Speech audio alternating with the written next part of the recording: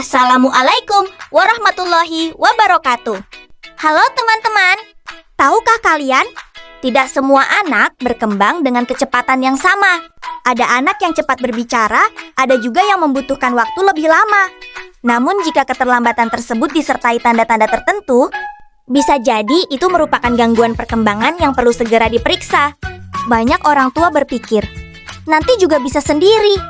Padahal, semakin cepat gangguan perkembangan dikenali, semakin besar peluang anak mendapatkan penanganan yang tepat dan berkembang secara optimal. Nah, pada video kali ini, kita akan mengenal 6 gangguan perkembangan anak. Tanda-tandanya, cara penanganannya, serta kapan harus berkonsultasi dengan dokter spesialis anak, psikolog, atau terapis. Yuk, simak sampai selesai. 1. Gangguan spektrum autism spectrum disorder. Pernah melihat anak yang jarang menatap mata saat diajak berbicara, tidak menoleh ketika namanya dipanggil, atau lebih senang bermain sendiri.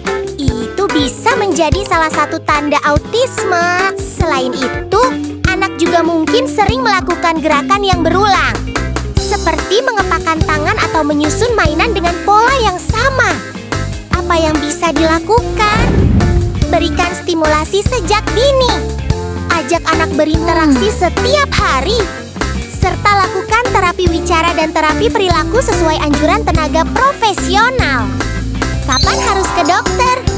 Jika pada usia 18-24 bulan anak belum merespons namanya, kontak mata masih sangat kurang, atau justru kehilangan kemampuan yang sebelumnya sudah dimiliki.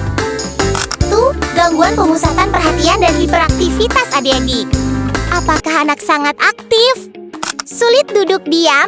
Mudah terdistraksi? Sering memotong pembicaraan? Atau sulit menyelesaikan tugas? Perlu diingat, anak aktif itu normal. Namun, jika perilaku tersebut terjadi terus-menerus hingga mengganggu sekolah dan kehidupan sehari-hari, bisa jadi merupakan adik-adik. Solusinya, buat jadwal harian yang teratur, berikan instruksi yang singkat dan jelas, serta ciptakan lingkungan belajar yang minim gangguan. Kapan harus berkonsultasi? Jika gejala berlangsung lebih dari 6 bulan dan mengganggu aktivitas anak di rumah maupun di sekolah. Sri, gangguan keterlambatan bicara dan bahasa. Anak usia 2 tahun seharusnya sudah mulai mengucapkan beberapa kata sederhana dan memahami perintah sederhana. Jika anak belum mampu berbicara sesuai usianya, sering tidak memahami apa yang dikatakan orang lain, atau sulit menyusun kalimat, orang tua perlu lebih waspada. Solusinya, ajak anak berbicara setiap hari. Kurangi penggunaan gawai dan lakukan terapi wicara bila diperlukan.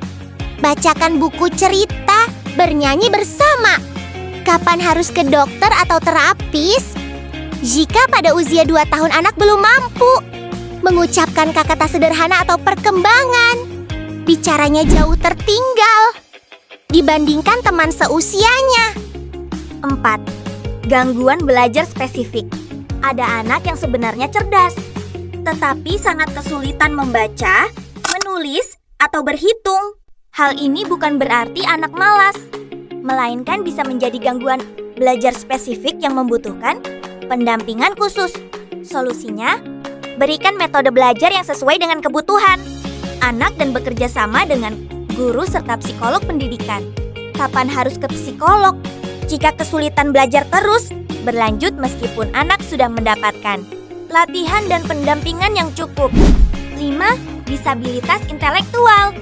Anak mengalami keterlambatan dalam berpikir, memahami pelajaran, berkomunikasi, maupun melakukan aktivitas sehari-hari sesuai usianya. Solusinya, berikan pendidikan yang sesuai, terapi sesuai kebutuhan, dan dukungan penuh dari keluarga agar anak dapat berkembang semaksimal mungkin. Kapan harus ke dokter spesialis anak? Jika perkembangan anak tampak jauh tertinggal pada berbagai aspek, seperti kemampuan berbicara, belajar, dan kemandirian. 6. Gangguan koordinasi motorik.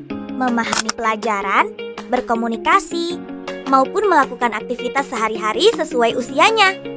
Apakah anak sering terjatuh, kesulitan memegang pensil, mengancingkan baju, atau melakukan gerakan sederhana dibandingkan teman sebayanya? Hal tersebut bisa menjadi tanda gangguan koordinasi motorik. Solusinya, latih kemampuan motorik melalui permainan, olahraga ringan, dan terapi okupasi sesuai kebutuhan. Kapan harus ke terapis? Jika kemampuan motorik anak jauh, tertinggal sehingga mengganggu aktivitas sehari-hari. Pada suatu hari, seorang ibu datang ke rumah praktik dokter spesialis anak sambil menggendong anaknya yang berusia 2 tahun. Wajah sang ibu tampak cemas karena ia merasa perkembangan anaknya tidak sama dengan teman seusianya. Ia pun memutuskan untuk berkonsultasi agar mendapatkan. Dok, saya khawatir. Anak saya sudah berusia 2 tahun, tapi sampai sekarang belum bisa berbicara seperti teman-teman seusianya. Apa saya tunggu saja, Dok? Jangan menunggu terlalu lama. Bu, memang setiap anak memiliki perkembangan yang berbeda. Tetapi keterlambatan bicara perlu diperiksa lebih lanjut agar kita mengetahui penyebabnya. Kalau diperiksa sekarang, apakah masih bisa ditangani, Dok? Tentu, Bu, justru semakin cepat diperiksa, semakin cepat kita bisa memberikan penanganan yang sesuai. Jika anak membutuhkan terapi, hasilnya akan lebih optimal bila dimulai sejak dini. Baik, Dok. Terima kasih. Saya akan segera memeriksakan anak saya. Sama-sama, Bu. Ingat, deteksi dini adalah langkah terbaik untuk mendukung tumbuh kembang anak. Teman-teman, setiap anak memiliki proses tumbuh kembang yang berbeda. Namun, orang tua perlu mengenali tanda-tanda yang tidak sesuai dengan tahapan usianya. Ingat, deteksi dini bukan untuk memberi label pada anak, tetapi untuk memberikan bantuan yang tepat sedini mungkin. Jika terdapat keterlambatan perkembangan, segera konsultasikan ke dokter spesialis anak untuk pemeriksaan awal, psikolog bila terdapat masalah perilaku, emosi, atau belajar, terapis jika anak membutuhkan terapi wicara, okupasi, atau terapi lainnya. Semakin cepat ditangani, semakin besar kesempatan anak untuk berkembang secara optimal. Terima kasih telah menonton video ini. Kami dari kelompok 5, Firman Syah, Iin Pratiwi Saputri, Jin Retro Sulastri, Jannatul Ma'wa. Terima kasih.